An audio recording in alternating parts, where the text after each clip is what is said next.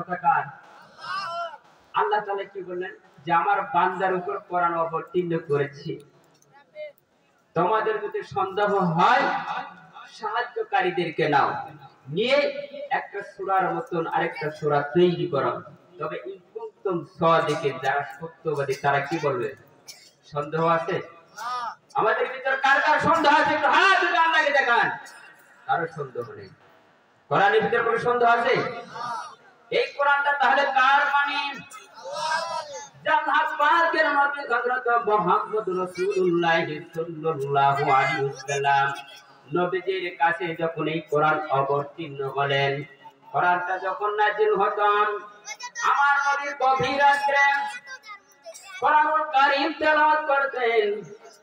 জিন জাতিগুলো তারা তাওরাত, জাবুর, ইনজিল এগুলো মানত। তারা মনে করেছিল আসলে তাওরাত, জাবুর, ইনজিল গুলো মানলে এইটাই তারা কোন আল্লাহর জান্নাত পাওয়া যাবে। তবে আল্লাহ পাকের নবী কোরআনুল কারীম যখন তেলাওয়াত করতেন, তারা জিন জাতিগুলোর বয়স ছিল মাত্র 5000, কতগুলো ছিল 10000, কতগুলো ছিল 3000, 2000। সকলেই তারা কোরআনের প্রতি আকৃষ্ট হয়ে ইন্না সামি'না কুরআনান আজাবান, এটা শুনতে ভয় পায় করে দিলেন। ইন্না সামি'না কুরআনান আজাবান, তারা কোরআনের প্রতি আকৃষ্ট হয়ে তারাই একমাত্র কলেমা পড়ে মুসলমান হয়ে যান। বলে সুবহানাল্লাহ। সম্মানিত ভাইরা, কোরআন যারা পড়বে, কোরআন নিয়ে যারা গবেষণা করবেন, এই কোরআন কিয়ামতের ময়দানে আপনার জন্য সুপারিশ হবে। লিল্লাহি তাকবীর। তাহলে কোরআন মানবেন না কোরআন বাদ দিয়ে মানবেন? কোরআন মানবেন না কোরআন বাদ দিয়ে? যারা কোরআন মানবে আল্লাহ পাক এই কোরআনই আপনাকে জান্নাতুল ফেরদাউসে পৌঁছাবেন। কোরআন বিরোধিতা করবেন, আবু জেহেলের দালাল হবেন। কথা বলেন ঠিক কিনা? আজ বাংলাদেশের আনাচে কানাচেন বিভিন্ন জায়গায় এইরকম মাহফিলে যে সমস্ত বক্তাগুলো কোরআন থেকে কথা বলে না, বানায়া কথা বলেন। মান ক্বালাতিহি সাদাকা, যখন কোন বক্তা বক্তৃতা দেয় সত্য কথা বলে না মিথ্যা কথা বলে? তাহলে কোরআন কার দলিল? মান ক্বালাতিহি সাদাকা, যখন কথা কোন ব্যক্তি বলে কোরআন থেকে সত্য কথা বলেন, মুসলমান জাতি তোমাকে মানা লাগবে। কোরআন কথা বলেন ঠিক কিনা? কোরআন মানলে কেউ যদি অন্য কোন ধর্ম যদি পালন করেন, তাহলে বলবে আল্লাহ আপনাকে জান্নাত দিবে না। তার মানে হলো আপনাকে কোরআন মানা লাগবে। কোরআন মানলে আপনাকে জান্নাতুল ফেরদাউস দান করবে। লিল্লাহি তাকবীর। সম্মানিত ভাইরা, কোরআন পড়লাম নামাজ পড়ি না এরকম মুসলমান আছে না নাই? হ্যাঁ, আবার নামাজও পড়ি কোরআনও পড়ি না এরকম মুসলমান আছে? আপনার এলাকায় না থাকতে পারে, আমার এলাকায় অনেক মুসলমান আছে নামাজ পড়ে কোরআন পড়ে না। কোরআন যদিও পড়ে নামাজও পড়ে না। তার মানে হলো নামাজ আপনাকে পড়া লাগবে। নির্দেশ কার? এমনি তো ফরজ নামাজ আমরা পড়ি না, পড়ি। আবার তাহাজ্জুদের কথা আল্লাহ তাআলা বলেছেন। আমার একটা লোক বলতেছে হুজুর 5 ওয়াক্ত নামাজ যদি কাজাও যায় তাতে কোনো সমস্যা হয় না, তাহাজ্জুদের নামাজ তো ঠিক টাইম আমি পড়ি। কি তাহাজ্জুদ আগে পড়ো না ফরজ আগে পড়া? হ্যাঁ, তাহলে তাহাজ্জুদ আগে পড়ে, ফরজটা কি করে কাজা করে? এরকম মুসলমান আছে অনেক এলাকায়। আলহামদুলিল্লাহ ভালো। সকলে কথা বলে ঠিক কিনা? সম্মানিত ভাইরা, জান্নাত রব্বুল আলামিন নামাজের কথা আপনাকে তাকিদ দিয়েছেন। যদি নামাজ পড়ে নামাজের মাধ্যম দিয়ে আল্লাহর কাছে যাওয়া যায়, নামাজ বাদ দিয়ে কেউ কি আল্লাহর কাছে চাইতে পারবে? পারবে না। তাহাজ্জুদের নামাজের সময় যদি আল্লাহর কাছে চান, আল্লাহ আপনার মনের আশা আকাঙ্ক্ষা পূরণ করে দেবেন। তিনি কে? আল্লাহ পারেন কি পারে না? বিসমিল্লাহির রহমানির রহিম।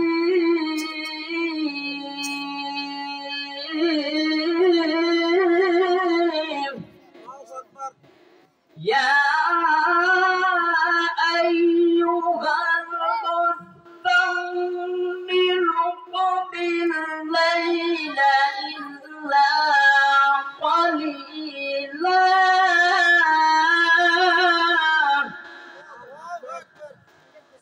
নিসফাহু আবিন কুসবিনহু কালিলা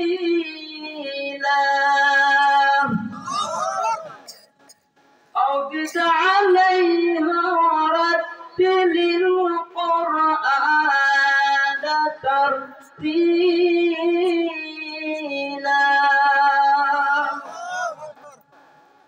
কথাকার আল্লাহ তাআলা বান্দাকে বলতেছে, বান্দা তোমরা তাহাজ্জুদের নামাজ পড়ো। কাকে নির্দেশ দিচ্ছে? আদেশ করছে নবীকে।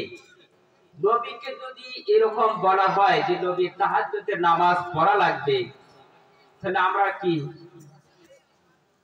কি বলেন তো? আমাদের কি তাহাজ্জুদের নামাজ পড়া লাগবে? নবীকে বললেন, নবীজি তাহাজ্জুদের নামাজের কথা আমি আল্লাহ আদেশ করলাম, এমন সময় তাহাজ্জুদের নামাজ পড়া লাগবে। কোন সময় পড়বেন? 12টার আগেও নয়, 12টার পরে অথবা 3টার ভিতরে আপনাকে তাহাজ্জুদের নামাজ পড়া লাগবে। নির্দেশ কার? কেউ যদি এই সময়ে তাহাজ্জুদের নামাজ পড়ে আল্লাহর কাছে দোয়া করেন, আমার আল্লাহ তার মনের আশা আকাঙ্ক্ষা পূরণ করে দেন। বলেন সুবহানাল্লাহ। তাহাজ্জুদের নামাজ খুব গুরুত্বপূর্ণ নামাজ। আমার আপনার নবী দুজাহানের নবী বিশ্বনবী হযরত মুহাম্মদ রাসূলুল্লাহ সকল বলেন সাল্লাল্লাহু আলাইহি ওয়াসাল্লাম, নবীজি আমার তাহাজ্জুদের নামাজ পড়েছে। তাহাজ্জুদের নামাজ সহজে কাজা করে নাই, কারণ নবীজি প্রতিদিনের ন্যায় যদি তাহাজ্জুদের নামাজটা এইভাবে পড়ে যাইতো, পড়তেন, তবে আল্লাহ পাক পুরোটাই ফরজের কাছাকাছি করে দিতেন। কিন্তু সম্মানিত হাজিরিন, নবীজি তাহাজ্জুদের নামাজও পড়েছে। আমরা মুসলমান জাতি হয়ে, নবীর উম্মত হয়ে ফরজ নামাজটা আদায় করি না মুসলমান। কথা বলেন, তাহলে নামাজ ছাড়া কেউ জান্নাতে যেতে পারবে এরকম কোন দলিল আছে? আচ্ছা, মহিলাদের জায়গা হচ্ছে না, একটু চেপে বসেন, একটু দয়া করে, সবাই বেশি নয়, যদি 2-4 ঘন্টা একটু কষ্ট করে আপনারা একটু বসেন। তাহলে আল্লাহ রাব্বুল আলামিন বলেন, তাহাজ্জুদের নামাজের সময় আল্লাহর কাছে যেইটা চাইবা আল্লাহ তার মনের আশা আকাঙ্ক্ষা পূরণ করবেন। আমরা তো তাহাজ্জুদের নামাজ তো দূরের কথা, ফরজ নামাজ তো আমাদের হয় না। দিনের ভিতরে যে সমস্ত কর্ম করে, কাজ করে, অনেকে চাকরি বাকরি করে, সব কিছু হয়ে যায়, কিন্তু নামাজের তাকিদ হয় না। এই নামাজের তাকিদ দেওয়ার জন্য পার্লামেন্টে কোরআন দরকার আছে না নাই?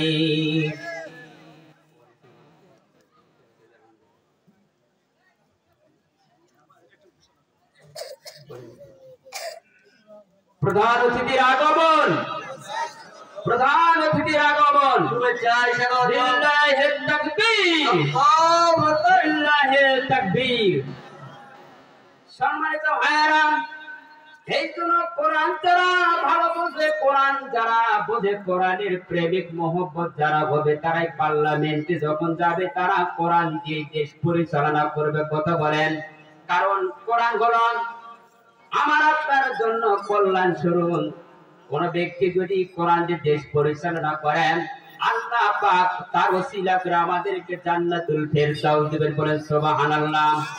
আমরা যখন মাঠে কাজে কাজ করতে গিয়ে থাকি, নামাজ পড়ে যাই না? নামাজ না পড়ে এই যে ধান কাটা লাগে, তাহাজ্জুদের সময় আমরা ধান কাটতে যাই, কিন্তু ফরজ নামাজটা আদায় করি না। এরকম মুসলমান আছে না নাই? আল্লাহ বলেছেন, নামাজ পড়িয়ে সমাপ্ত করে তোমরা কোথায় যাবা? কাজে অনুসরণ করার জন্য যাবা। সূরা হজের 10 নম্বর আয়াত আল্লাহ পাক বলেন, ফাইযা কুদিয়াতিস সালাতু ফান্তাশিরু ফিল আরদি ওয়াবতাগু মিন ফাদলিল্লাহি ওয়াযকুরুল্লাহা কাসীরান লাআল্লাকুম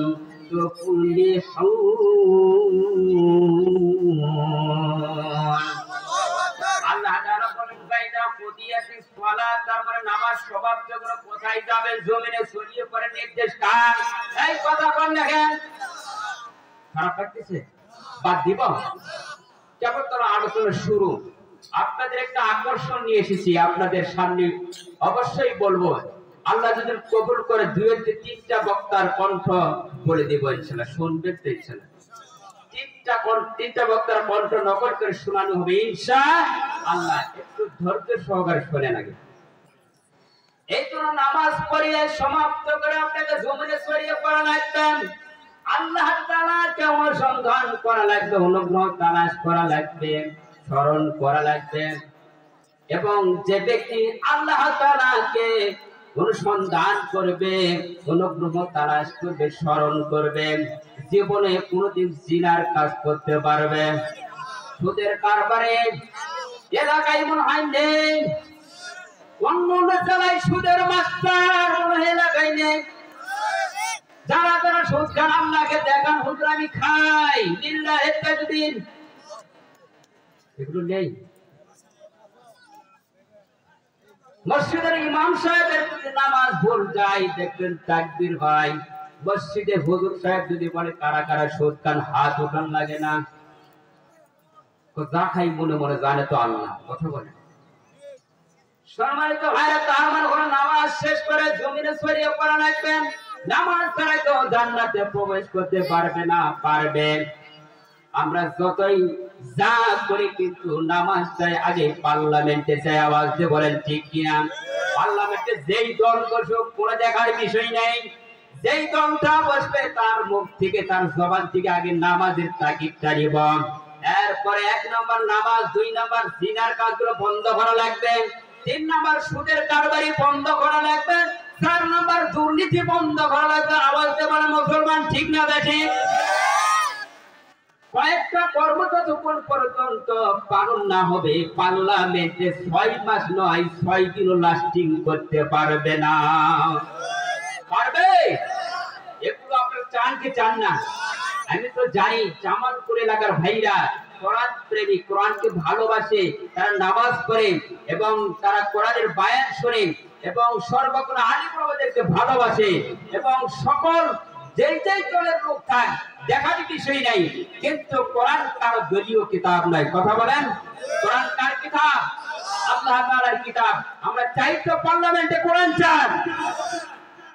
সম্মানিত হাজিরিন, তাহলে নামাজ পড়ে কে জান্নাতে যেতে পারবেন? একটা সঙ্গীত গাই, এই যে বলে না যে বাবা মাওলানা কি সারা বিদেশে না বলেন, এটা বলবো? বাবা মাওলানা কৌসারিয়া যেন বিদেশ যাইও না। বিপরীত শুনবেন, আমি একটা কলি বললাম, বাবা মাওলানা নামাজ ছাড়া যেন কবরে গে যাইও না। বাবা মাওলানা নামাজ ছাড়া যেন কবরে গে যাইও না। নামাজ ছাড়া কবরে গেলে রে জান্নাতের টিকিট পাইবা না। বাবা মাওলানা বলবো না বাদ দিব? বাবা মাওলানা নামাজ ছাড়া যেন কবরে গে যাইও না। বাবা মাওলানা নামাজ ছাড়া যেন কবরে গে যাইও না। জাকাত দাওয়ারি হুসর দাওরে, জাকাত দাওয়ারি হুসর দাওরে জান্নাতের টিকিট পাইবা না। বাবা মাওলানা নামাজ ছাড়া যেন কবরে গে যাইও না। বাবা মাওলানা নামাজ ছাড়া যেন কবরে গে যাইও না। মক্কায় যাওয়ার মদিনায় যাও রে, আছে না হাদিস? মক্কায় যাওয়ার মদিনায় যাও রে, নামাজের কথা যেন ভুইল না। বাবা মাওলানা, বাবা মাওলানা নামাজ ছাড়া যেন কবরে যাইও না। বাবা মাওলানা নামাজ ছাড়া যেন কবরে যাইও না। লিল্লাহি তাকবীর। আরো আকর্ষণ আছে, শুনবেন তো ইনশাআল্লাহ। কেবল শুরু হয়েছে কয়েক মিনিট, যখন পর্যন্ত হুজুর চলবি না 1 সেকেন্ডও থাকবো না ইনশাআল্লাহ।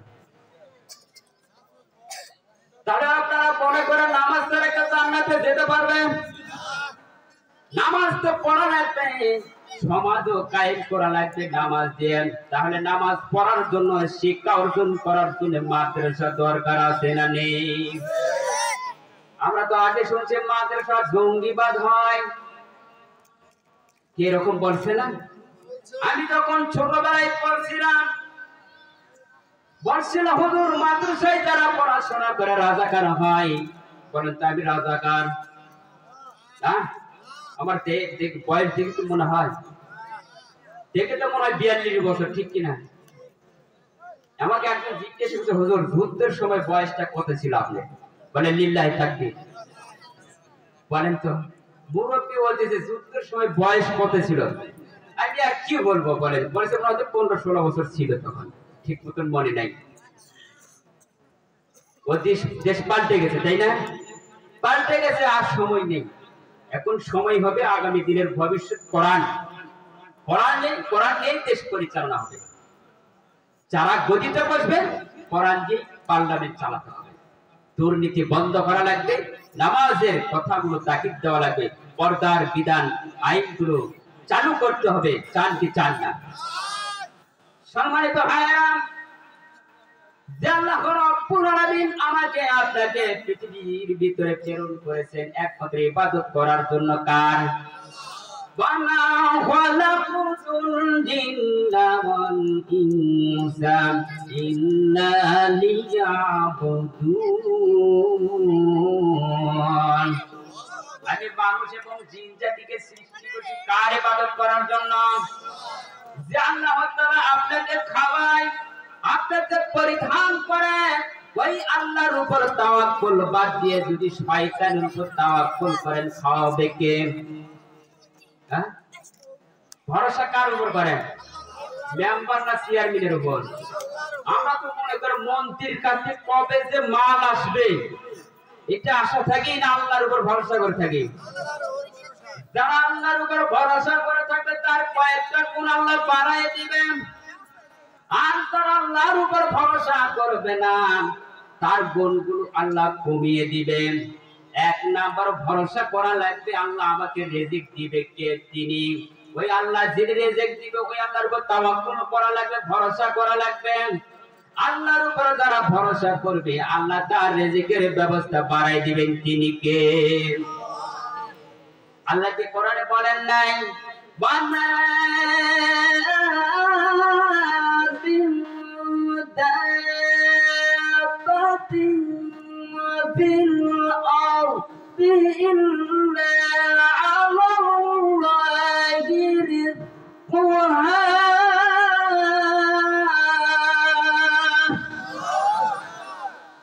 আল্লাহ তাআলা বলেন বান্দা, সূরা হুজুর 6 নম্বর আয়াতে আল্লাহ তাআলা বলেন বান্দা পৃথিবীর ভিতরে এমন কোন বিচরণশীল প্রাণী নাই আমি আল্লাহ তার রিজিকের ব্যবস্থা গ্রহণ করে নেই নাই। লিল্লাহি তাকবীর। তাহলে রিজিকের মালিক কে?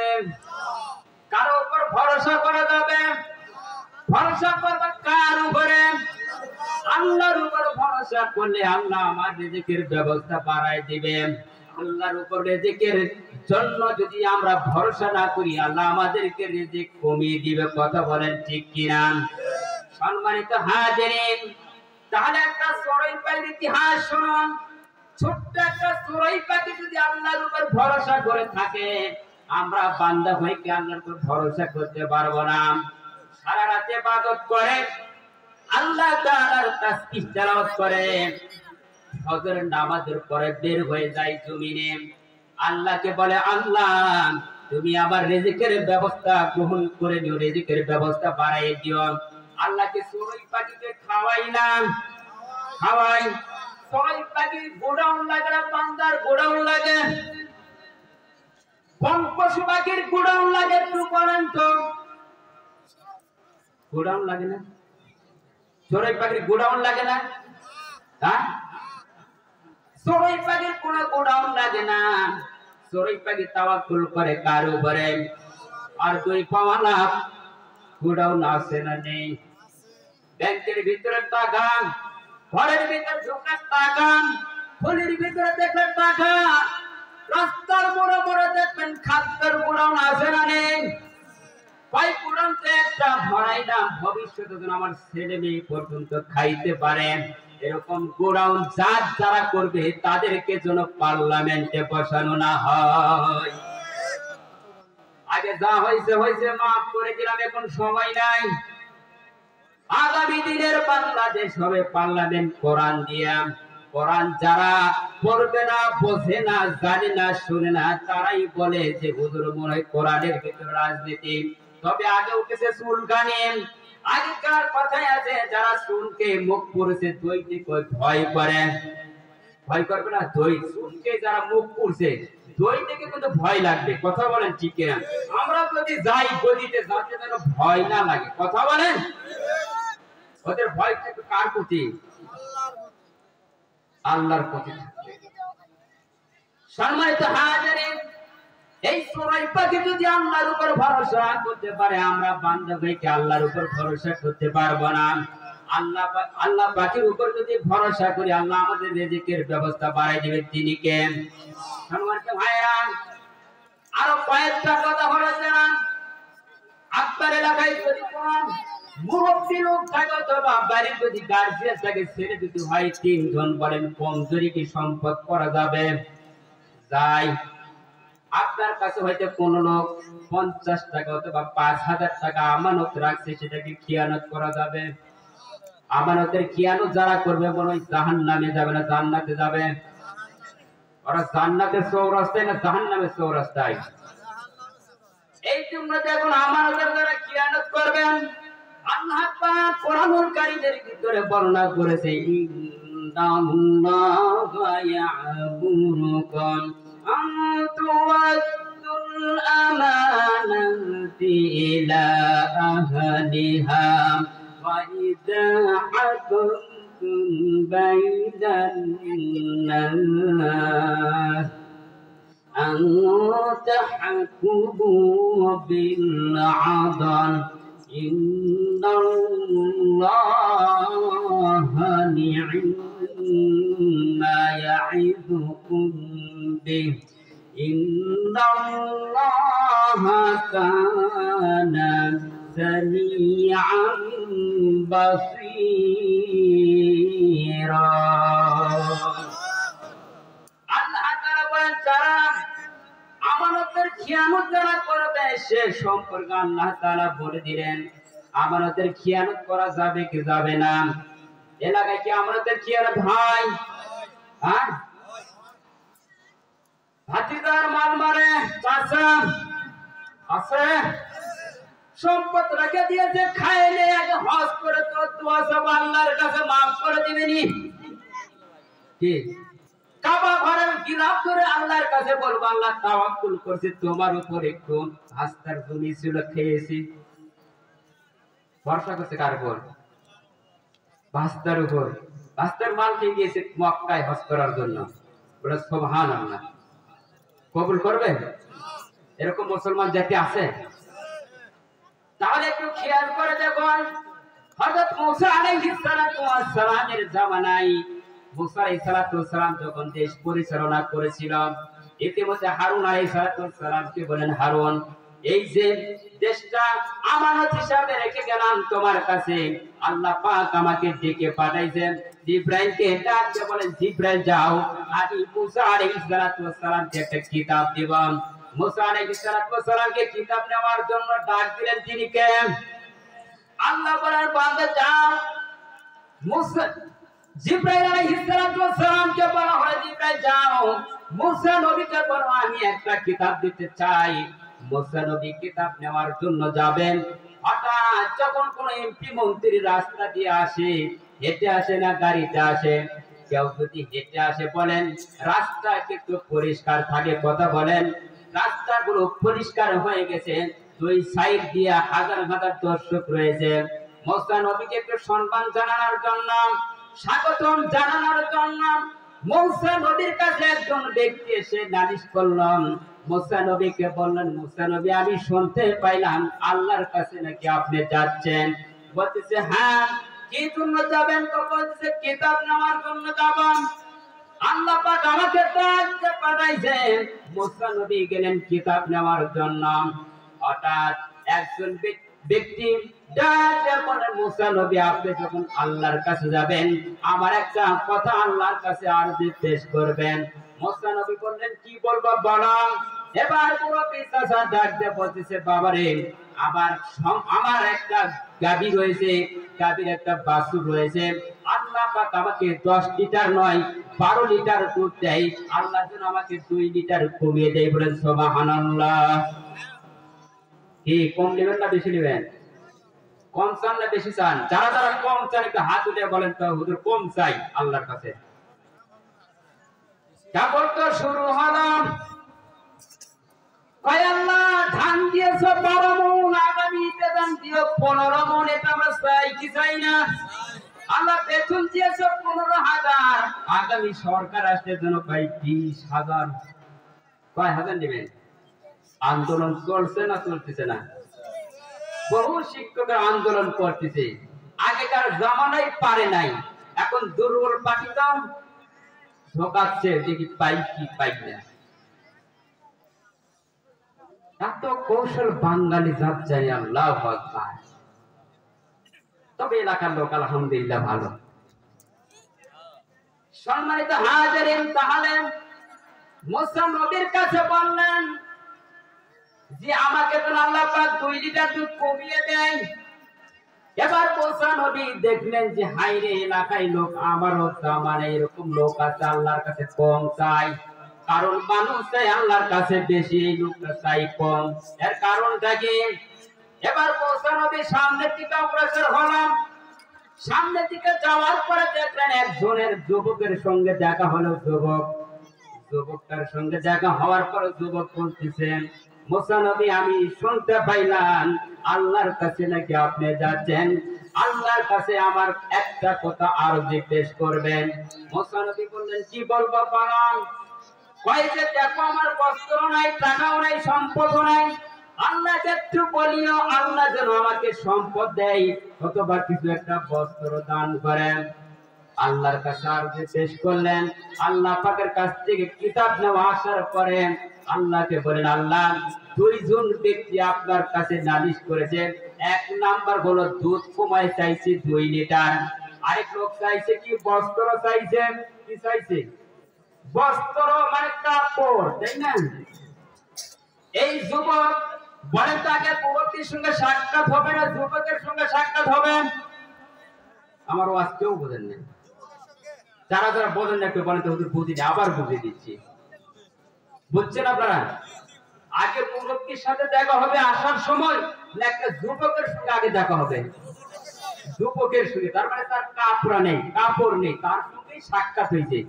আসার পরে মুসা নবী বলতেছে, যে যুবক, তোমার কাপড় নেই ভালো কথা, আল্লাহর উপর ভরসা করো আর আল্লাহর শুকরিয়া আদায় করো।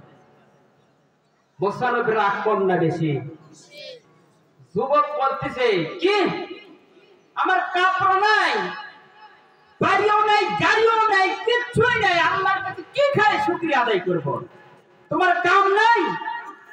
মুসা নবী বলতেছে, আমার সিনাস, হ্যাঁ, আমি ফেরাউনের লোকদেরকে এক থাপ্পড়ে শেষ করার মালিক, সেই লোক আমি, আর তুমি আবার ছিলাম আর কথা বলবেন? উনি একটা কথা আর বলেন নাই। এবার মুসা নবী চলে আসলাম। আসার পরে লোকটার সঙ্গে দেখা হয়েছে মুরব্বী বাবার সঙ্গে। মুরব্বী বাবাকে ডাক দিয়ে বলে, মুরব্বী, তোমার খবর কি? এবার মুরব্বী ডাক দিয়ে বললেন, মুসা নবী, আপনি বলেন তো আল্লাহর কাছে আরজি পেশ করেছেন কি করেন নাই? এবার মুসা নবী বলতেছেন, হ্যাঁ করেছি। কই তাহলে কি করা লাগবে? এবার মুসা নবী ডাক দিয়ে বলেন মুরব্বীকে, মুরব্বী বাবা, আগামী কাল থেকে একটু ইবাদত কম করবা, আল্লাহর শুকরিয়া আদায় কম করবা, আল্লাহ তোমার 2 লিটার দুধ কমিয়ে দিবে। বলেন মারহাবা। কয় লিটার দুধ কমিয়ে দিবেন? 1 লিটার যদি দুধ কমায় হয়, বউকে কি বলেন, এই তোর খায়া কাম নাই, তোর খাবার দিসনি, কথা বল নাকি? এলাকায় মনে ঝাড়ি নাই, বইয়ের উপর আছে, বউকে তারা পিটান, ঝাড়ি দেন, একটু হাত উঠে বলেন তো, হুজুর আমি পিটাই। আল্লাহর ওলি গো, আমার এলাকায় আছে। এবার বলতেছে, বউকে বলতেছেন যে খাবার দাবার এর জন্য মনে হয় কম হয়ে গেছে, তবে তাওয়াক্কুল করা লাগবে কার উপরে? অল্প খেয়ে তো আমাদের তুষ্ট হয় না, শুকরিয়া দাও হয় না। এবার মোসানবী বলতেছে তাহলে তুমি শুকরিয়া আদায় করো কম আল্লাহর, আল্লাহর শুকরিয়া আদায় করলে তোমার নিয়ামত কমিয়ে দিবে। তখন বলতেছেন মোসানবী তুমি কি এটা বলতে পারলা যে আল্লাহ পাক আমাকে একটা গাভী দিয়েছে, আবার একটা বাছুর দিয়েছে, নিয়ামতের শুকরিয়া আদায় করব না কার করব? যে আল্লাহ তাআলা আমাকে ওই জমিনের ঘাস জমিনের পানি কে আমাকে আল্লাহ পাক 10 লিটার দুধ দহন করার ক্ষমতা দিয়েছেন আমার আল্লাহ। পরের দিন থেকে ইবাদত করছে বেশি বেশি, এমন ইবাদত করেছে আল্লাহ পাক তারে 10 লিটার বরকত আল্লাহ 12 লিটার বানিয়ে দিয়েছে। বলেন সুবহানাল্লাহ। তাহলে শুকরিয়া আদায় করবেন কার? আল্লাহর শুকরিয়া আদায় করলে নিয়ামত বাড়ায় দেয় না কমিয়ে দেয়? যে আল্লাহ তাআলার শুকরিয়া আদায় করলে নিয়ামত বাড়ায় দেয়, ওই আল্লাহ তাআলার শুকরিয়া আদায় করা লাগবে। এবার মুসা নবীর কাছে বলেছিলেন যে যুবক যে শুকরিয়া আদায় করব না, আল্লাহ তাকে কি খেলা দেখিয়েছেন? একটা বালুর স্তর, বালুর স্তূপের মধ্যে লজ্জাস্থান ঢুকিয়ে রেখেছিল। পূর্ব অঞ্চল থেকে এমন একটা হাওয়া এসেছে, আল্লাহ বালুর স্তরটা আবার মাধ্যম দিয়ে করতোয়া নদীতে ফেলে দিতে। বলে সুবহানাল্লাহ। আল্লাহ পারেন কি পারেন না? হঠাৎ একদিন মুসা নবী এক জায়গায় বিচার করতে গিয়েছে, যুবক থেকে দাঁড়াইয়া যুবকের দিকে লক্ষ্য করে দেখে যুবকটা লজ্জাস্থানটা দুই পায়ের মাঝখানে রেখে সুন্দর করে আছেন, আর কাপড় নেই, বস্ত্র নেই, কিছুই নেই। এবার যুবককে বলতেছে যুবক তুমি কি সেই ছেলে? কয় হ্যাঁ। তোমার পালুর টিপটা গেল কোথায়? পালুর স্তর গেল কোথায়? ভাই আল্লাহর শুকরিয়া আদায় না করার কারণে বালুর স্তর আল্লাহ নিয়ে দিয়েছে। বলেন সুবহানাল্লাহ। সম্মানিত হাজিরিন, যারা 16 বছর ক্ষমতায় ছিল, শুকরিয়া আদায় না করার কারণে আল্লামা সাইদির কথা অনুযায়ী তারা দিল্লির বর্ডার। নারে তাকবীর, নারে তাকবীর, আল কোরআনের আলো। ঠিক আছে, চলবে না, বন্ধ হবে। সম্মানিত ভাইরা, তার মানে নিয়ামতের শুকরিয়া আদায় করার আল্লাহ, যে আল্লাহ তাআলা আমাকে আপনাকে পৃথিবীর ভিতরে প্রেরণ করে দিয়েছে, ওই আল্লাহ তাআলার খেম, ওই আল্লাহ তাআলার গুণগান গাইলে আল্লাহ আমার আপনার জন্য নিয়ামত বাড়ায় দেন। বলেন তিনি কে? সম্মানিত ভাইরা, যে আল্লাহ তাআলা বিশ্ব জগতের মালিক, ওই আল্লাহ পাঁচটি যদি শয়তানের গোলামি করে তাহলে আল্লাহ মহায় জান্নাত দিবেন। তাহলে বলেন তো এই বিশ্ব জগতের ভিতরে আপনি বসবাস করে কার বন্ধু হতে চান? আল্লাহর বন্ধু যারা যারা হবেন দুই হাত উঠে বলেন তো হুজুর আমরা আল্লাহর বন্ধু হব। লিল্লাহি তাকবীর, আল কোরআনের আলো। চলবে কি চলবে না? বন্ধ করি, বন্ধ করি। লিল্লাহি তাকবীর। আপনারা কোন রাগ করতেছেন? বারে ওই আবার কোন বক্তা রাগ করতেছেন? আপনারা কারা কারা রাগ করতেছেন বলেন তো? রাগ করতেছি আমি, ওয়াজ বাদ দেন। তাহলে খেয়াল করেন এই বিশ্বের জগতের মালিক কে? তাবারাকাল্লাযী বিয়াদিহিল মুলক ওয়া হুয়া আলা কুল্লি শাইইন কাদির। এই বিশ্বের জগতের মালিক হলো আল্লাহ।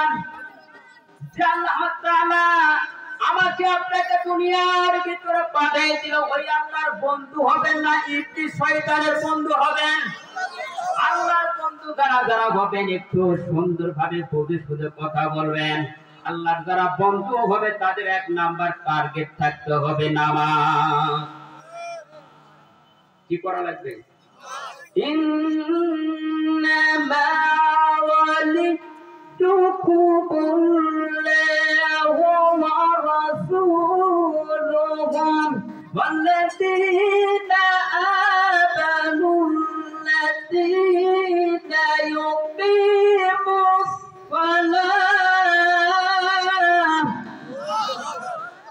يقيموا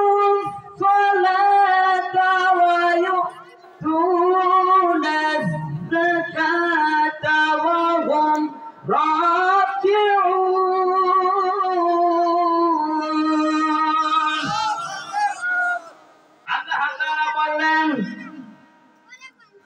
খুব সুন্দর ভাবে মনোযোগ দিয়ে শুনবেন। আল্লাহ তাআলা বললেন তোমাদের বন্ধু একমাত্র তিনি কে? আল্লাহ হলো আমাদের বন্ধু। আল্লাহর পরে আছেন তিনি কে? রাসূলুল্লাহ সাল্লাল্লাহু আলাইহি ওয়াসাল্লাম। আল্লাহকে আমরা বন্ধু বানাইছি, রাসূলকে বন্ধু বানাইলাম, কিন্তু সালাত কায়েম করলাম না। এরকম মুসলমান আছে না নেই? তাহলে আল্লাহর বন্ধু বানাইছি, আল্লাহকেও বন্ধু বানাইলাম, রাসূলকেও বানাইলাম।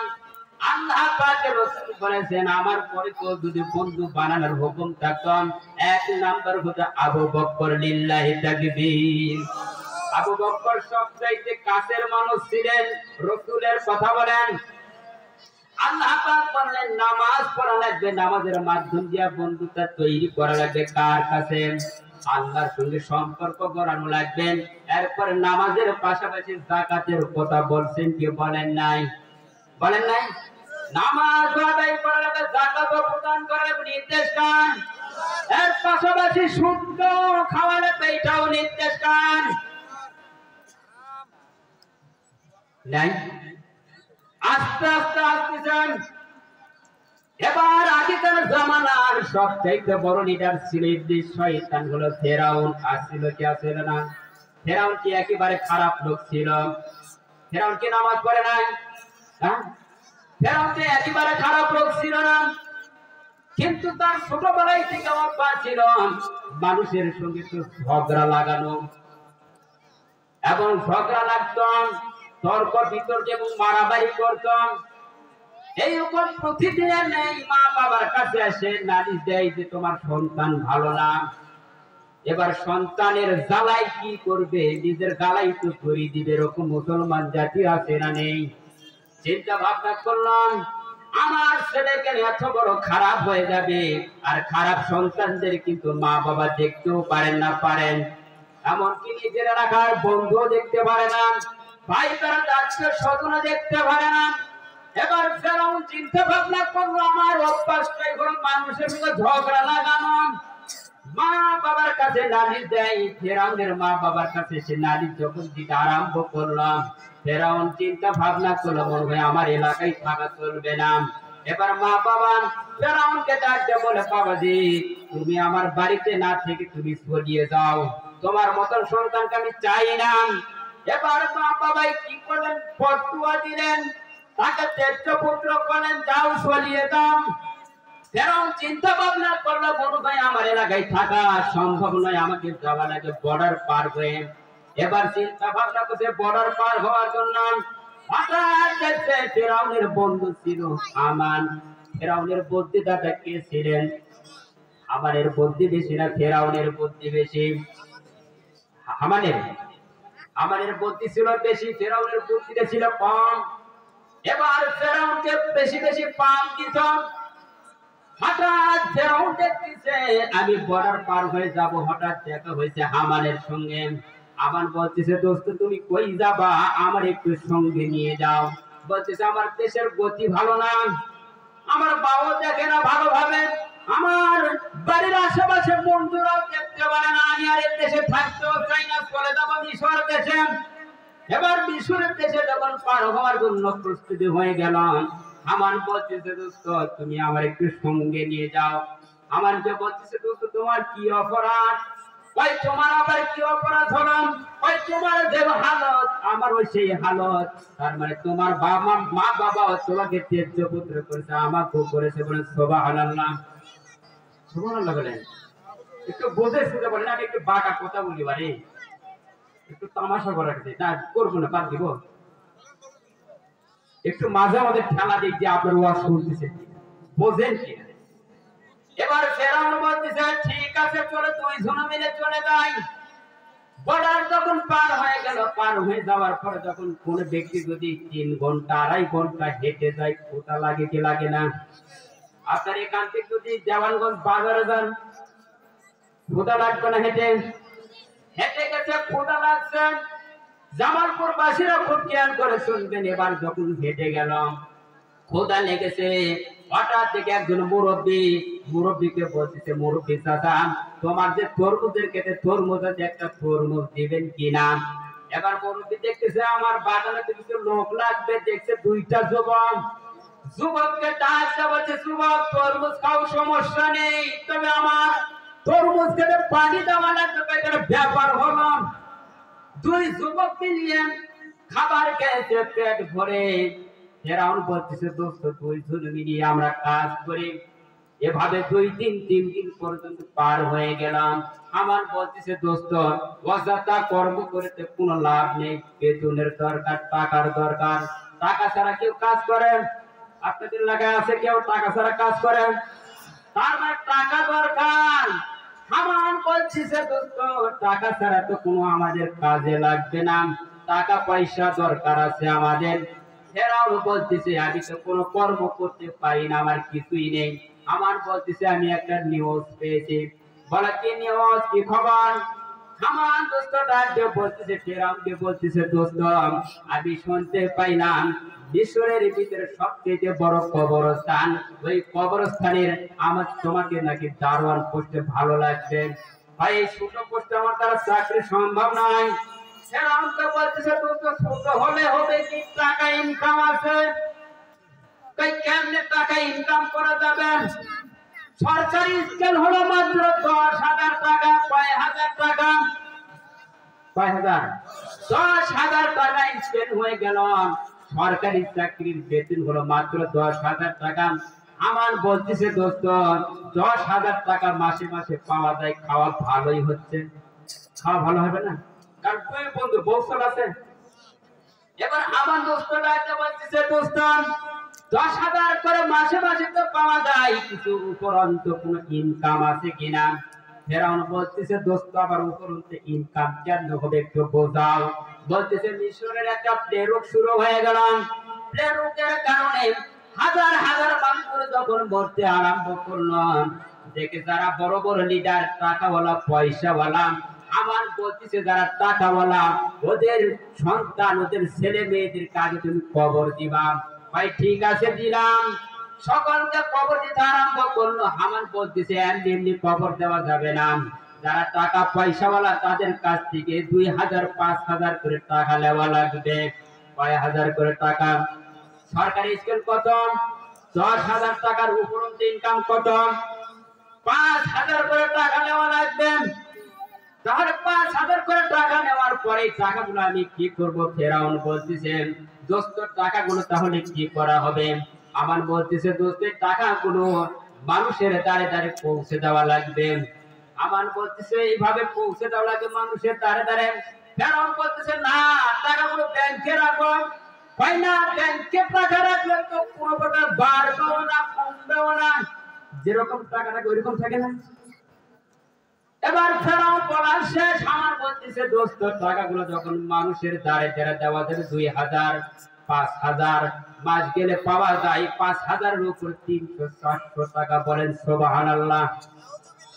আছে এলাকায় চলে? ধার করতে গেলে পান, হয় ধার নেই, বাবুরি টাকাই নেই, হয় একটু উপরন্ত কিছু জীবন একটু দে, হয় আমার নাই, বইয়ের আছে, চলে? এবার আমার বলতেছে, টাকা মানুষের দ্বারা দিলে লাভবান হওয়া যাবে। আমি ছোটবেলায় থেকে এত বড় হলাম, আমার মা বাবাকে কোনোদিন দেখি নাই সুদের টাকা কি জিনিস, এটাও আমি বুঝি না। আমি গত বছর ব্যাংকে যখন টাকা রাখতে গেলাম, বলতেছে, হুজুর, টাকা কিভাবে রাখবেন? আমি বললাম, টাকাটা রাখবো কারেন্ট অ্যাকাউন্ট, মানে ঢুকে বিদ্যুতের মতন তোলা। কথা বলেন ঠিক ঠিক? ভাই, টাকা এইভাবে রাখলে লাভ হবে না, তাহলে কিভাবে রাখবো? ভাই, টাকাটা মাসিক হিসাবে রাখেন, তারপরে কি পাওয়া যাবে? বলতেছে, একটু মুনাফা পাওয়া যাবে। আমি বললাম, মুনাফা কি? এটা তো বুঝি না। ভাই, ইন্টারেস্ট। ভাই, ইন্টারেস্ট কি? এটাও তো আমি বুঝি না। ভাই, আপনি কি লেখাপড়া করেন নাই? আমি বললাম, কিছু লেখাপড়া করছি, অতটুকু বুঝি না। বলতে ইন্টারেস্ট, মুনাফাটা কি বুঝে দেন? ভাই, মাস গেলে 1 লক্ষ টাকার বিনিময়ে 2,500 টাকা পাবেন। আমি বললাম, ওই টাকা তো সুদ। আয়াত যখন বলতে শুরু করলাম, হতো দোয়াও চাই, মাফও চাই। কি বললেন? এরকম টাকা রাখি না আমরা, মাস গেলে উঠে নেই। আমার একটা মুসল্লি ছিল, বললাম চাচা আপনার কোনো ইনকাম নাই, কিছুই নাই, আপনাকে নামাজ পড়েন, সবই করেন, আপনার টাকা কোথায় পান? বলতেছে আমার কিছু টাকা আছে তো ধনী বিক্রি করে ব্যাংকে রাখছি, ওই টাকা খাইতে খাইতে তো শেষ হয়ে যাবে। কয় না বাপুরে, ওর থেকে উপর থেকে কিছু পাই। উপর থেকে কেমনে পান? কয় তোমার বুদ্ধি নাই, তুমি ইমাম মানুষ, বুদ্ধি নেই, জানো না? না অত তোর বুঝি না, বারে পন্ত উপর থেকে কেমনে আসে? কয় টাকা যা রাখছি ওর থেকে আমার কিছু লাভ দেয়। ইবাদত করলে না আল্লাহ জান্নাত পাওয়া যায়। তোর দোয়া তো কবর মসজিদের বারান্দার থেকেই বের হবে না। কথা বলেন ঠিক কি? এত সস্তা ইবাদত নয়। এবার ফেরাউন বলতেছে দোস্ত তাহলে টাকাগুলো কি করব? ব্যাংকের ভিতরে রাখা যাবে না টাকাগুলো, মানুষের দ্বারে দ্বারে জীবন। আল্লাহ বলেন তো হারাম টাকাগুলো মানুষের পেটে যখন গিয়ে থাকে, বড় বড় পপুলারে নিয়ে যা ধোঁয়াশা লাগে, আছে পপুলারিটি কাছে, এমন রোগ দেয়। দেখবেন 10,000 50,000 টাকা গেছে, 1 লক্ষ টাকা আছে ব্যাংকে, টাকাই শেষ।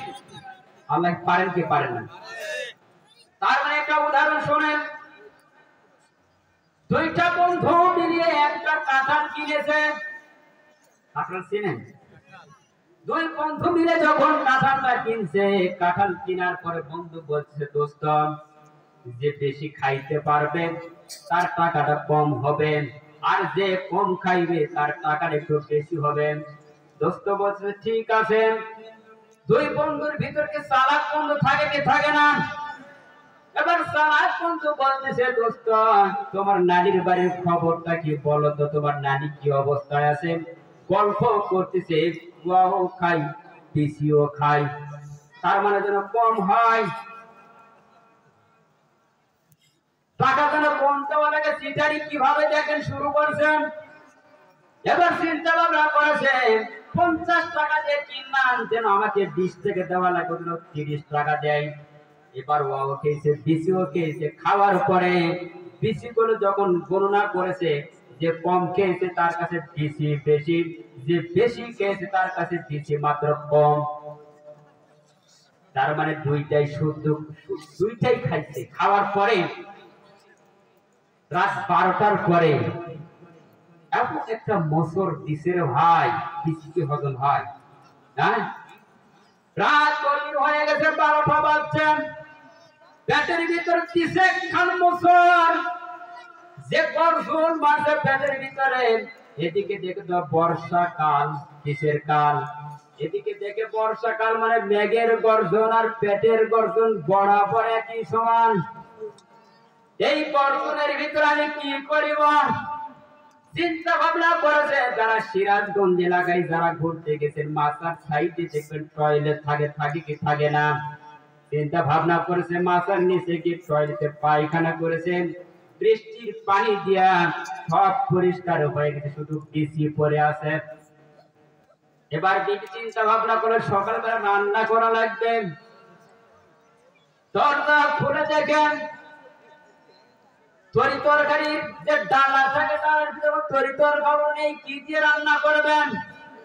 হঠাৎ মাথার নিচে দেখে যে কতগুলো বিচি, মনে হয় আল্লাহর জিব্রাইল পাঠাই দিছে, এমন পরিষ্কার রয়েছে। এই বিচিগুলো উঠিয়ে নিয়ে সে কি করছেন? ভর্তা করছে। ভর্তা তো চিনেন। ভর্তা করার পরে রহিমের বাবাকে ডাক দিয়ে বলতেছে, রহিমের বাবা প্রায় সকাল 9টা বেজে গেছে, তোমাকে খাওয়া লাগবে না। এবার চিন্তা ভাবনা করতে চোখ ঘুষতে ঘুষতে মুছতে মুছতে শুরু করেছে। বিসমিল্লাহ ছাড়াই 3 প্লেট খেয়েছে, বলেন সুবহানাল্লাহ। কয় প্লেট খাইছে বিসমিল্লাহ ছাড়া?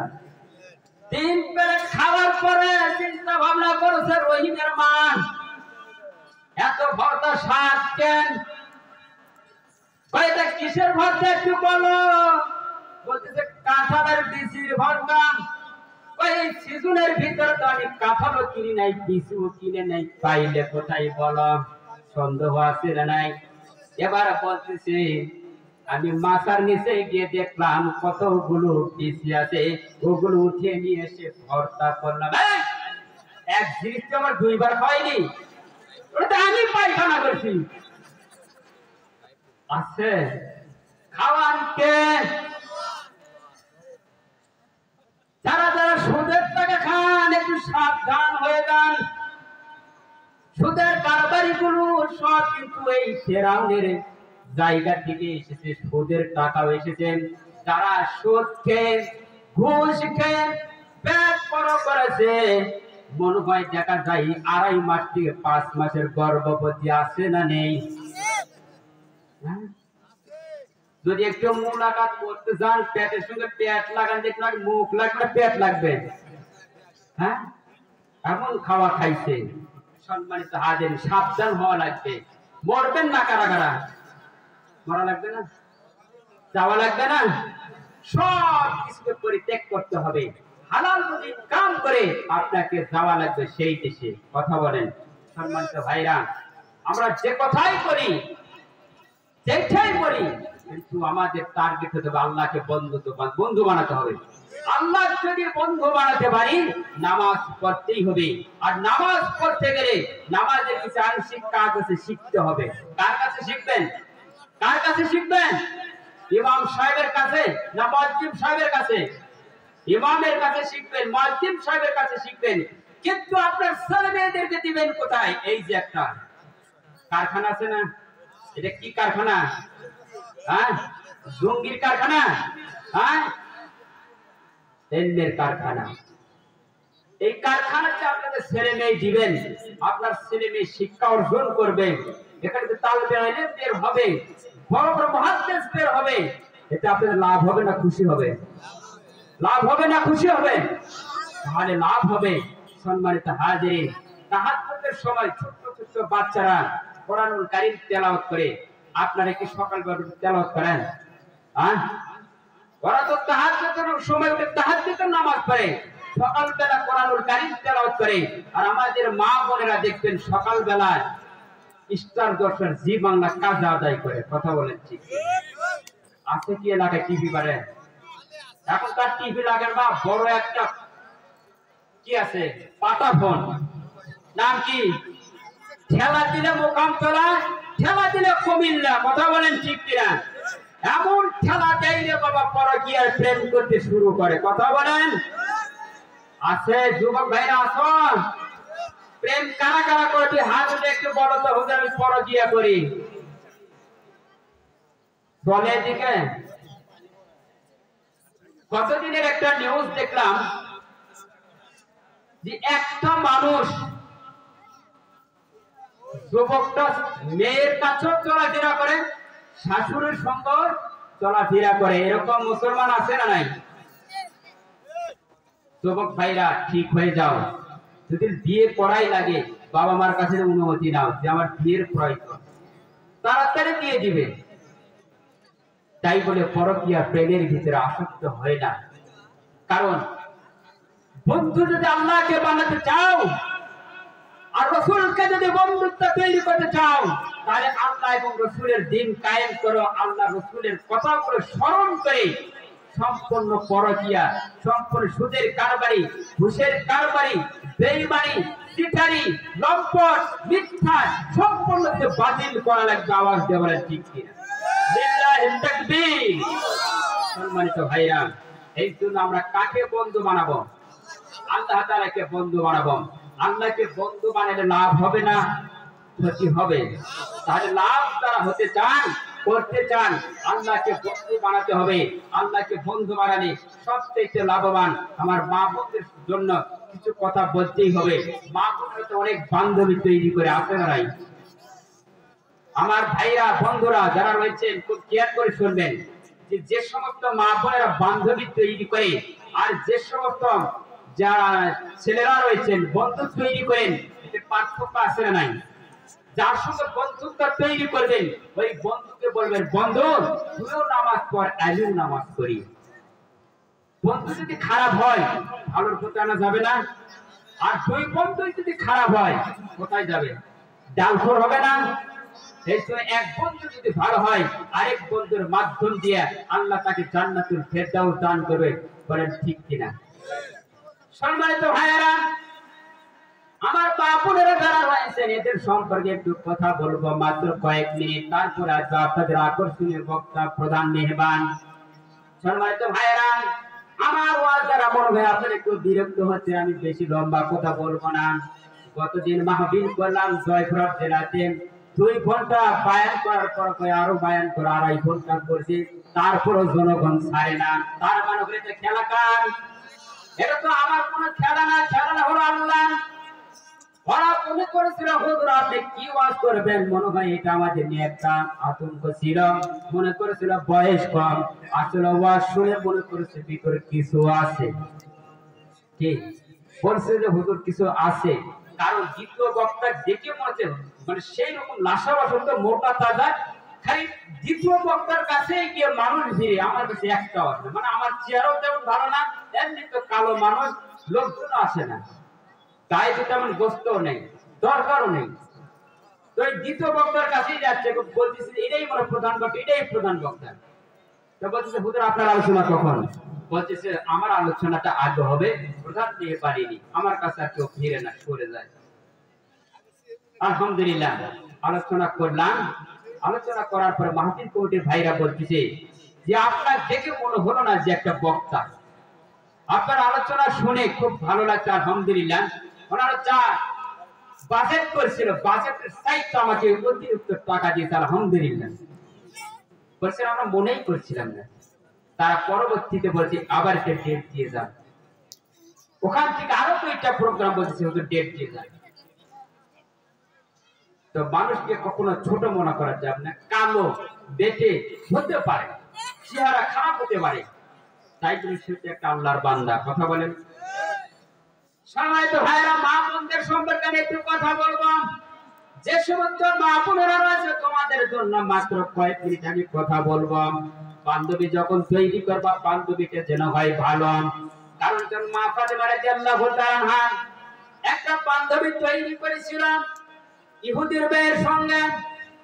ইহুদির মেয়ের সঙ্গে যখন বান্ধবী তৈরি করলো, মা ফাতেমা রাদিয়াল্লাহু তাআলা ইহুদির মেয়ে দেখে মা ফাতেমা রাদিয়াল্লাহু তাআলা যেভাবে ইবাদত করে আমার কাছে সম্ভব হয় না। ঠিক মা ফাতেমা তাকে চাইছে নামাজ পড়ো, আল্লাহ দিন কায়েম করো, সে কি করে? অমুসলিম করতে চায়। সম্মানিত হাজিরা, মা ফাতেমা রাদিয়াল্লাহু তাআলা এই বান্ধবীর কালচার গুলো দেখলেন, কারণ আমার আব্বা জান ইসলামের দাওয়াত দিয়েছে, আমিও দিব। কারণ মা ফাতেমা রাদিয়াল্লাহু তাআলা টার্গেট হলো ইন্নামাল আমালু বিন্নিয়াত, 1 নাম্বার নিয়ত অর্জন করেছেন যে আল্লাহ আমার আব্বা জান যখন অমুসলিমদেরকে হেদায়েত দিয়া মুসলমান বানাইতে পারেন, আমিও যেন এদেরকে মুসলমান বানাইতে পারি। বলেন সুবহানাল্লাহ। টার্গেট নিয়েছে কি মুসলমান বানানোর জন্য। ইহুদির মেয়ের হঠাৎ একদিন বিয়ে হবে, বিয়ে হওয়ার জন্য বাবাই চিন্তা ভাবনা করলো মা তোমার জন্য একটা সুন্দর পাত্র দেখেছি, টাকাওয়ালা পয়সাওয়ালা। তবে ইহুদির মেয়ে বলছে আব্বা জান তুমি ছেলে দেখছো ভালো কথা, তার আগে আমার একটু বান্ধবী দেখবেন। বলেন তো যুবক ভাইরা, তোমরা যখন বিয়ে করো আগে কাকে দেখো? বন্ধুকে দেখো না তোমরা দেখো? আগে কাকে দেখাই? দুলা ভাই ভগ্নিপতি, মানে ও আগে দেখে আসো, তারপরে আমরা দেখবো। এরকম মুসলমান আছি? এটা কি ঠিক? এবার ইহুদির মেয়ে বলতেছে আব্বা আমার বান্ধবী মা ফাতেমা রাদিয়াল্লাহু তাআলা আমার যে বড় হবে বড়টাকে দেখবে, কেমন দেখতে, সুন্দর ভালো, টাকা পয়সা আমি চিনি না। তখন আব্বা জান বলতেছে মা ইহুদির মেয়েকে বলছে মা তুমি তো জানো না আমরা হলাম মুসলিম জাতি আর সে হলো মুসলমান জাতি, কেমনি আমাদের কাছে আসবে? এইটা তো সম্ভব নয়। এবার মা ফাতেমা রাদিয়াল্লাহু তাআলার জন্য কি খেলা দেখালেন। এবার ইহুদির মেয়ে ডাকতে বলতেছে আব্বা জান ঠিক আছে আমি বিয়ে করব, কোনো আপত্তি নেই, তবে আমার বিয়েতে মা ফাতেমা রাদিয়াল্লাহু তাআলাকে আসতে হবে। এবার মা ফাতেমা রাদিয়াল্লাহু তাআলাকে দাওয়াত দিবেন। এবার ইহুদির মেয়ের বাবা বলতেছে ওরা হলো গরিব মানুষ, অসহায় দরিদ্র, কোনো কিছু নেই, ভালো কোনো কাপড় নেই, কি পরিধান করে এত বড় সমাজে আসবে, মুখ দেখাবেন? এটা কি সম্ভব হয়? মা ফাতেমা রাদিয়াল্লাহু তাআলার জন্য ইহুদির মেয়ে ডাকতে বলতেছে আব্বা জান গরিব মানুষ হতে পারে কিন্তু আমি দাওয়াত দিব সে একজন আমার বান্ধবী। সে কি? সে আমার বান্ধবী, আমি দাওয়াত দিবই কিন্তু মানে না কে? আব্বাই। ইহুদির মেয়ে বাবা বলতেছে চলবে না, তো তার একটা কৌশল আছে নাকি? কৌশল তো আছে। এবার ইহুদির মেয়ে বাবা বলতেছে মা আমি সব মেনে নিলাম তবে একটা কাজ করা লাগবে। ভাই কি কাজ? তোমার বান্ধবীকে গিয়ে বলো নিউ মার্কেট থেকে যেন একটা ভালো একটা দামি পোশাক পরিধান করে আসে আমার কাছে। এই বিয়ের অনুষ্ঠানে যদি আসে ভালো কাপড় পরিধান করে আসা লাগবে। সম্মানিত হাজিরিন, ইহুদির মেয়ে বলতেছে বাবা আমি তাই বলবো।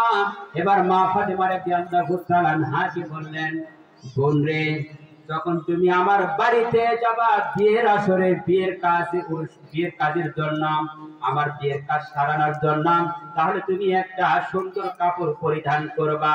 তোমার আব্বাকে বলবা তোমার আব্বা যেন একটা ভালো কাপড় কিনে দেয়। এবার ইহুদির মেয়ের কথা শুনিয়া এবার মা ফাতেমা রাদিয়াল্লাহু তাআলা বলতেছে মা আব্বাজানকে বলতেছে আব্বাজান আমার একটা কাপড় ভালো কাপড় দরকার, কারণ আমরা হলো গরিব মানুষ পাবো কোথায়? যে আল্লাহ পাক আমাকে সৃষ্টি করেছে আল্লাহর কাছে যাব।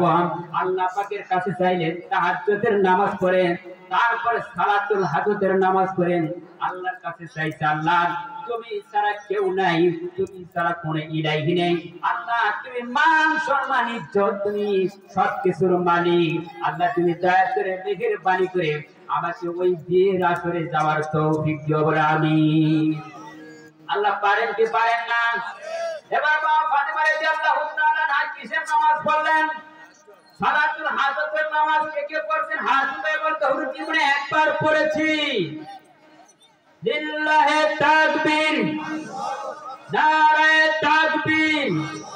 আলহামদুলিল্লাহ যুবক ভাইরা পড়ছে, আর বয়স করলে চিন্তা করে সময় তো আরো আছে বারে যা বলতে 52 বছর সময় আছে। কার কার নিয়েছেন বলেন তো?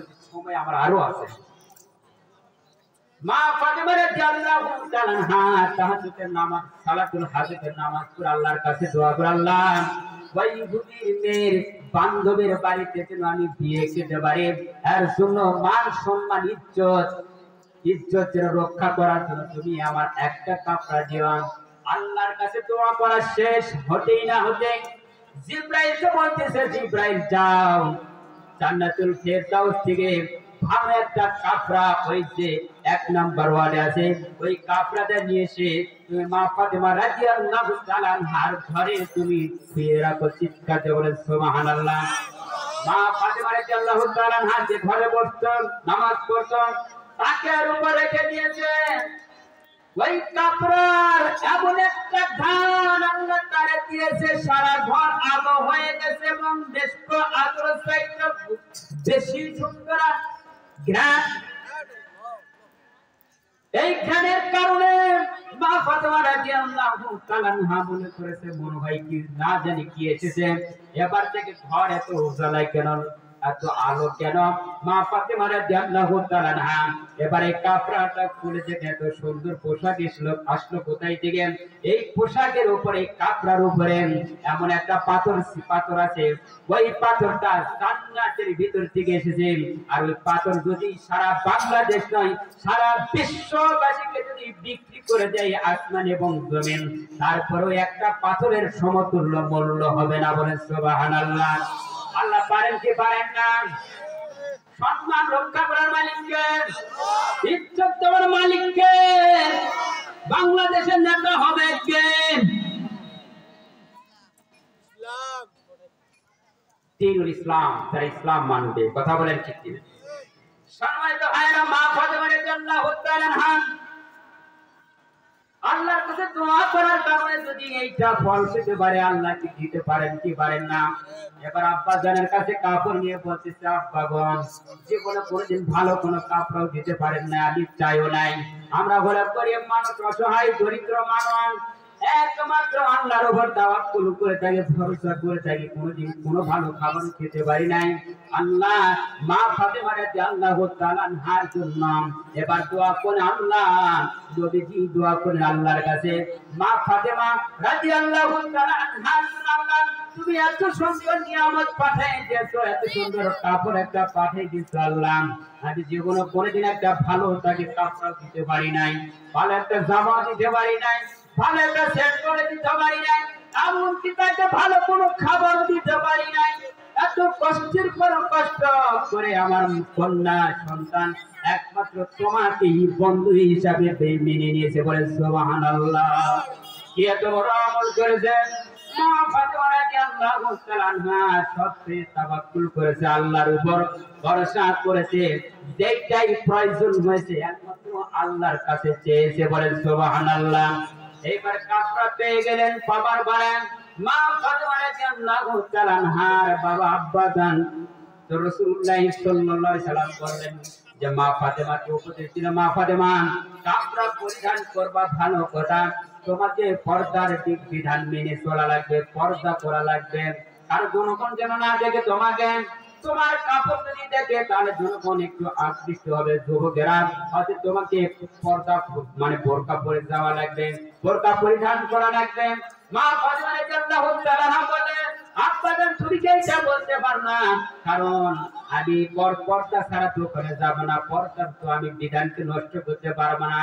এবার পর্দা পরিধান করে সে চলে গেলেন বিয়ে কেটে, বিয়ের আসরে যাওয়ার পরে দেখলেন যে অনেকগুলো লোক হয়, বিয়ের দিন হয় কিনা, অনেক বান্ধবীরা এসেছে, অনেক টাকাওয়ালা পয়সাওয়ালা মেয়েরা এসেছে, এমন এমন কাপড় পরেছে মশারি চাইতে অনেক লিল্লাহি তাকবীর। এলাকায় আছে না নাই? আমার বগুড়া এলাকায় দেখা যায় রাস্তাঘাটে যখন চলাফেরা করা যায় দেখি যে কাপড় পরছে না মশারি পরছে।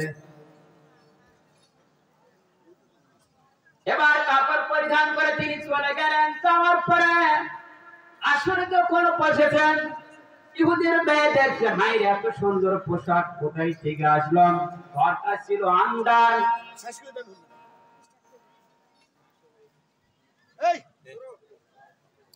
প্রধান বক্তার আগমন, শুভেচ্ছায় স্বাগতম। সাতমারির পক্ষ থেকে, লাল গোলাপ শুভেচ্ছা, হাজী লিমতে পান নুরানি হাফেজিয়া মাদ্রাসার পক্ষ থেকে, লাল গোলাপের শুভেচ্ছা, জামালপুর জেলার পক্ষ থেকে, লাল গোলাপের শুভেচ্ছা, প্রধান বক্তার আগমন, শুভেচ্ছায় স্বাগতম, প্রধান বক্তার আগমন, শুভেচ্ছায় স্বাগতম, সাতমারির পক্ষ থেকে, লাল গোলাপের শুভেচ্ছা, হাফেজিয়া মাদ্রাসার পক্ষ থেকে, লাল গোলাপের শুভেচ্ছা।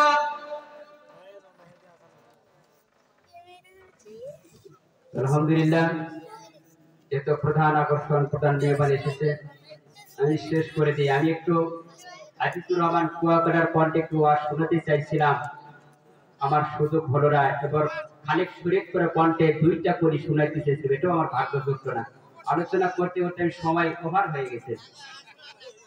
আল্লাহ পাক যদি কোনদিন কবুল করে আব্দুল খালিক শরীফ করে কণ্ঠে শোনাবে ইনশাআল্লাহ, হাফিজুর রহমান কুয়াকাটার কণ্ঠে শোনাবো, আল্লামা সাইদির কণ্ঠে শোনাবো, ডক্টর বাইশাদের নজরুল ইসলামের কণ্ঠে শোনাবো ইনশাআল্লাহ। যারা যারা শুনবে ইনশাআল্লাহ সুযোগ করে দিবেন। আজকে যেহেতু সময় হচ্ছে না, খুব আশা করে নিয়ে এসেছিলাম একটু বলবো, একটু দিবেন, 2-1 মিনিট সময় দিবেন, শেষ করে দেবেন।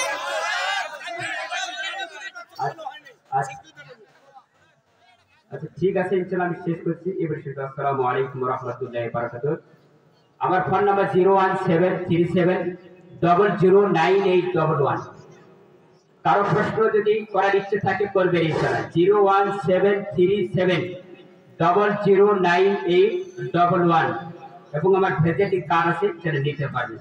আসসালামু আলাইকুম ওয়া রাহমাতুল্লাহি ওয়া বারাকাতুহু। পবিত্র কুরআন এবং হাদিসের আলোকে মূল্যবান বয়ান রাখার জন্য মাওলানা মুফতি ফজলুর রহমান রাশিদী সাহেবকে অসংখ্য অসংখ্য ধন্যবাদ। সম্মানিত উপস্থিতি, আজকের এই